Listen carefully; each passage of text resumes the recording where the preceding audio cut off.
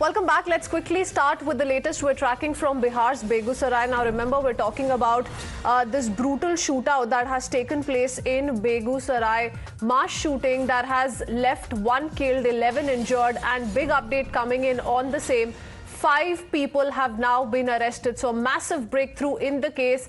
With regards to the Begusarai mass shooting, 5 suspects have been detained at the moment. So what is being said by the SP as well, that they have been saying that they are scanning through the CCTV footages and they're trying to identify those individuals on a bike who went on a shooting spree and different locations. What is being said that they carried out with this shooting incident, this was reported in the National Highway 28, different locations and people there where this random shooting that happened, multiple people who were reported to be injured, one unfortunately who has lost his life. What is now being said that several teams that have been formed on part of the police to actually hunt them down. Aditya is joining us live. Aditya, we saw the BJP protest also happening there in Begusarai, top leaders reaching there. But as far as the investigation is concerned, what has happened till now?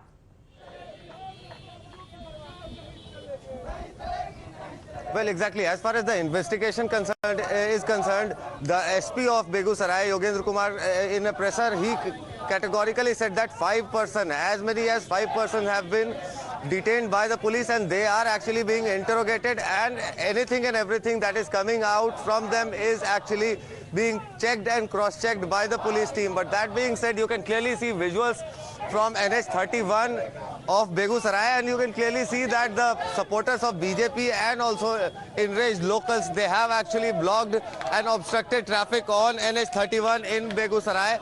And this comes after 5 people have been apprehended. They have been detained by the local police for their suspected involvement in the case. Interesting to note here is that not much clinching evidence has been found by now, but then the district police is directly claiming that they have some photographic and visual evidences that categorically implicate these particular persons in the entire episode. So what comes after the entire investigation? Are they involved in conspiracy? Mrityunjay Tiwari ji हमारे साथ जुड़ रहे हैं। मृत्युंजय तिवारी जी, एक इंसान की जान चली जाती है, कई लोग घायल हो जा रहे हैं और पुलिस को पता ही नहीं है कि कौन लोग थे ये।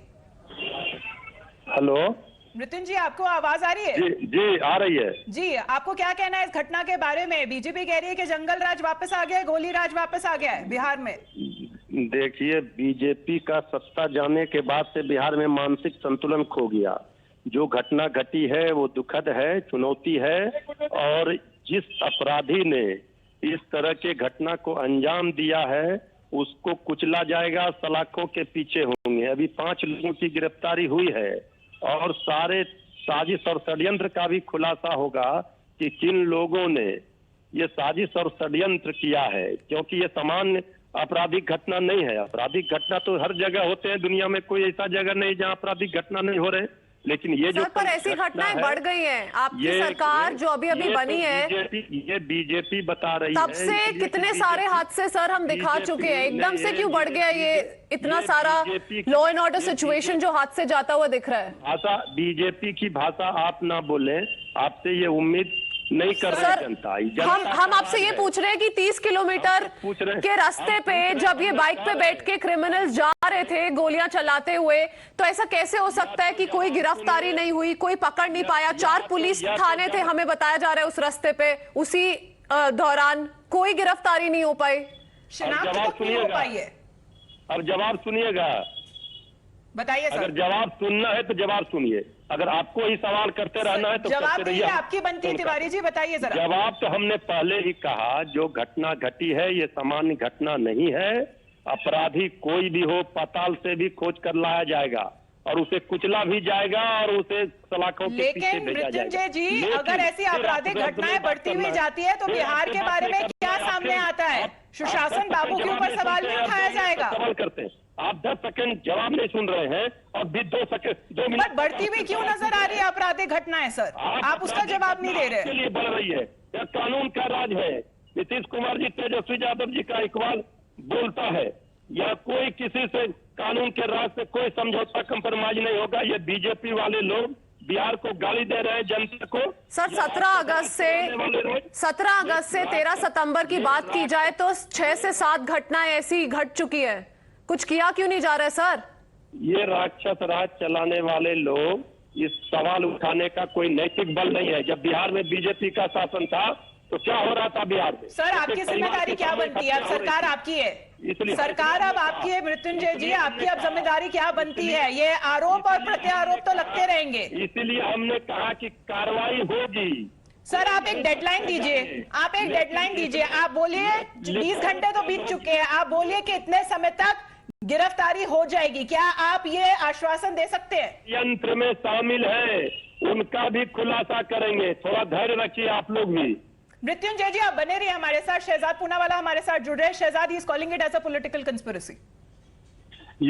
जब से आरजेडी की सरकार आई है तो बिहार में जंगल राज और माफिया राज वापस लौट कर आया है। और आए दिन जिस प्रकार की घटनाएं होती हैं, कहीं पर दिन दहाड़े लूटपाट, कहीं पर पटना में गोलीकांड, कहीं पर बच्चियों के साथ बलात्कार, और ऊपर से जो दागी मंत्री है इनके कानून मंत्री को इस्तीफा देना पड़ा, वो अभी भगौड़े हैं। उनके बाकी मंत्रियों पर भी आरोप है। एक मंत्री बोलते हैं कि ये चोरों की सरकार है, मैं चोरों का सरगना हूं। तो ये सरकार पूर्ण तरीके से of the mafia, by the mafia, for the mafia है। और इसलिए ये सारे अपराधियों के हौसले बुलंद है। और बेगूसराय की घटना हो या सारी ये तमाम घटनाएं लगातार हो रही है, क्योंकि ग्रीन कार्ड दिया गया है तमाम माफिया और जंगल राज के क्रिमिनल एलिमेंट्स को। ये ग्रीन कार्ड दिया गया है कि आप जो चाहे, अपराधियों के लिए खुली छूट है, उनको अपराध करने के लिए खुली छूट है। All right, let's quickly go across to Mr. Tarkishore Prasad, also joining us on the phone line.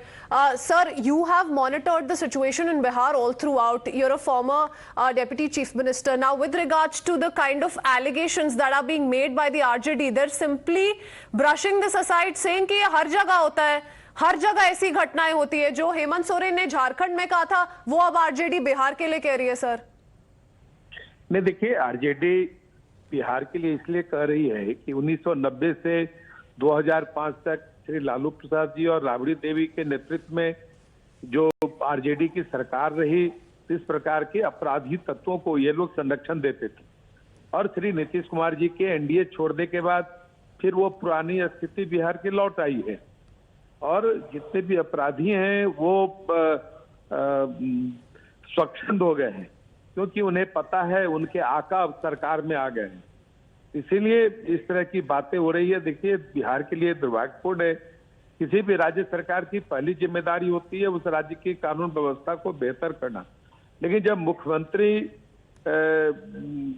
को बिहार के कानून व्यवस्था को बेहतर करने में उनकी रुचि नहीं है, वो प्रधानमंत्री बनने के चक्कर में जिस प्रकार से बिहार को भगवान भरोसे छोड़कर वो दिल्ली और इस तरह की यात्राएं प्रारंभ कर दी है, स्वाभाविक है कि उनका जो ध्यान है वो बिहार से बिल्कुल हट गया है। जब किसी नाव पर जो नाविक है, खेवनहार है, वही नहीं हो, स्वाभाविक है कि नाव तो दिशाहीन दिशा में जाएगी और उसका तो खामियाजा राज्य को भुगतना पड़ेगा।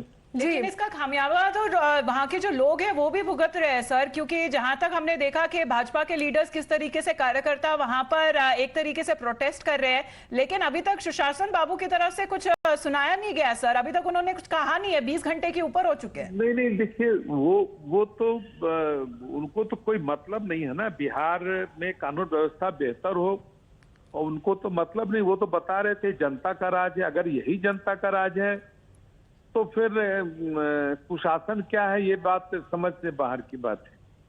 वो कह रहे हैं कि क्योंकि सरकार भाजपा के साथ जो सरकार थी वो गिराई गई है, इसलिए अब ऐसी राजनीति खेली जा रही है। सर नहीं, देखिए, नीतीश कुमार जी इस तरह की बातें करके ये तो मतलब मुझे तो हंसी आती है उनके बयानों पर। और भारतीय जनता पार्टी ने एक बेहतर शासन देने का प्रयास किया है और नीतीश कुमार जी के नेतृत्व में ही हम लोग सरकार चलाए हैं। लेकिन है क्या कि सरकार पर नीतीश कुमार जी की पकड़ खत्म हो गई। आप देख रही हैं कि किस प्रकार के उनके कानून मंत्री कानून की धज्जियां उड़ा रहे थे, आज भी वो फरार हैं। एक जो उनके कृषि मंत्री हैं वो सरेआम अपने को चोर का सरदार बताते हैं।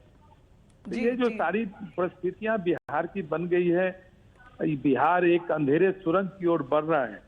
और इस आने वाले दिनों में